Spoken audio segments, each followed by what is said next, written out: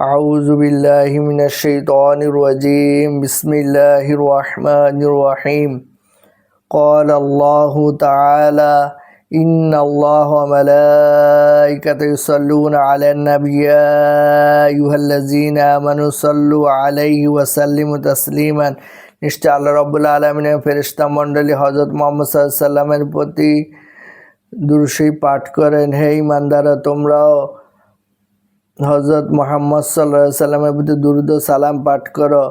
قال الله تعالى আল্লাহ পাক কোরআনে বলেন লা ইন শাকারতুম লা আযীদান্নাকুম ওয়া লা ইন কাফারতুম ইন্না আযাবি লাশাদীদ। আল্লাহ পাকের নিয়ামত পেয়ে যারা শুকরিয়া আদায় করবে আল্লাহ পাক তার নিয়ামত বৃদ্ধি করে দিবেন, যারা শুকরিয়া আদায় করবে না তাদের নিয়ামত ছিনিয়ে নেবেন এবং কঠিন আযাবে গ্রেফতার করবেন। আল্লাহ পাক আমাদেরকে অনেক নিয়ামত দিয়েছেন, পুরো শরীর, অনেক নিয়ামত,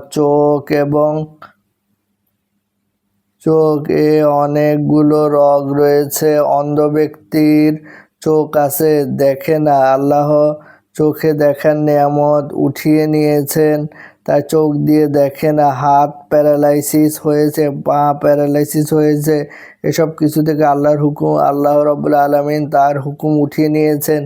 সূরা রহমানে আল্লাহ পাক বলেন ফাবিআইয়ি আলাই রাব্বিকুমা তুকাজ্জিবান। হে জিন এবং মানুষ, তোমরা আল্লাহ পাকের কোন কোন নিয়ামতকে অস্বীকার করবে? আল্লাহ এই দুনিয়াতে মানুষের খেদমতের জন্য পৃথিবীতে অনেক কিছু সৃষ্টি করেছেন। উপদেশ: পৃথিবীতে যত ইমানদার মুসলমান পুরুষ আছেন তাদেরকে বলবো সব ক্ষেত্রে হক্কানি আলেমের পরামর্শে হক্কানি ওলামাদের ওয়াজ শুনবেন, কোরআন তেলাওয়াত শুনবেন, গজল শুনবেন। মা বোনদের জন্য পর্দা করা ফরজ। স্মার্টফোনে আলেম ওলামাদের ওয়াজ এবং তাদের চেহারা দেখা জায়েজ নেই। অন্য পুরুষ কারো চেহারা, মহিলাদের জন্য অন্য পুরুষ কারো চেহারা দেখা জায়েজ নেই। মা বোনদের উচিত তার হাজব্যান্ডের কাছ থেকে হক্কানি আলেম ওলামাদের ওয়াজের বয়ানগুলো জিজ্ঞাসা করে শুনে নিয়ে আমল করা। স্মার্টফোনে হক্কানি আলেমরা, কারীরা, এদের চেহারা মা বোনদের জন্য দেখা যায় যে স্মার্টফোনে কে উল্টিয়ে ওয়াজ শোনা, কোরআন তেলাওয়াত, গজল এবং স্মার্টফোনের স্পিকারে কান লাগিয়ে মা বোনরা শুনবেন।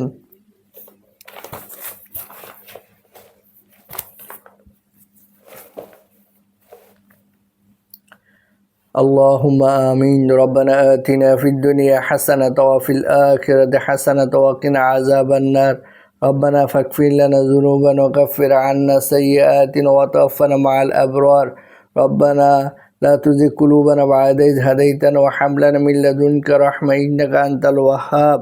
হে আল্লাহ, আমাদের ঈমানকে নবী সাহাবীদের মতো মজবুত করে দিন। আমাদের ঈমানকে তাবিন মুহাজির ওলি গাউস কুতুব তাদের মতো আমাদের ঈমানকে মজবুত করে দিন। হে আল্লাহ, পুরা পৃথিবীতে 100% কোরআন সুন্নাহ শাসন বাস্তবায়ন করে দিন। আমরা আমাদের ছেলে মেয়েকে, নাতি নাতনিদেরকে হাফেজ ডাক্তার, হাফেজ ইঞ্জিনিয়ার, হাফেজ টিচার, হাফেজ রাষ্ট্রপতি, হাফেজ বিচারপতি, হাফেজ উকিল, হাফেজ ব্যারিস্টার বানাইতে পারি সে তৌফিক দান করুন। আমাদের ছেলে মেয়ে নাতি নাতনিদেরকে আলেম ডাক্তার, আলেম ইঞ্জিনিয়ার, আলেম বৈজ্ঞানিক, আলেম টিচার, আলেম ব্যবসায়ী, আলেম প্রধানমন্ত্রী, আলেম উকিল, আলেম ব্যারিস্টার বানানোর আল্লাহ তৌফিক দান করুন। আল্লাহ আমাদের সব মুসলমানকে 100% কোরআন সুন্নাহ মাফিক জীবনযাপন করার তৌফিক দান করুন। আল্লাহ আমাদের সবাইকে হজ করার তৌফিক দান করুন। হযরত মুহাম্মদ সাল্লাল্লাহু আলাইহি সাল্লামকে স্বপ্নে দেখান। আল্লাহ কবর, হাসর, মিজান পৌঁছাতে কঠিন আযাব। হে আল্লাহ, কবর, হাসর, মিজান পৌঁছাতে আপনি আমাদের বন্ধু হয়ে যায়েন। হে আল্লাহ, আমাদের বেশি নফল নামাজ, নফল রোজা, জিকির, কোরআন তেলাওয়াত করার তৌফিক দান করুন। আমাদের শরীর সুস্থ রাখুন। মরার সময় কালেমা তয়্যিবা নসিব করেন। হে আল্লাহ, আমাদেরকে আপনার খাঁটি ওলি বানায় দেন। হে আল্লাহ, আমাদেরকে আপনার খাঁটি দায়ী বানায় দেন। আল্লাহ রাস্তায় 3 দিন পার্ট টাইম, ফুল টাইম, 1 চিল্লা, 2 চিল্লা, 3 চিল্লা দেওয়ার তৌফিক দান করুন। আল্লাহ দাওয়াতি কাজে 5 কাজের সহিত মজবুতভাবে জোড়া তৌফিক দান করুন। হে আল্লাহ আমাদেরকে কোরআনে তাফসীর শোনার তৌফিক দান করুন।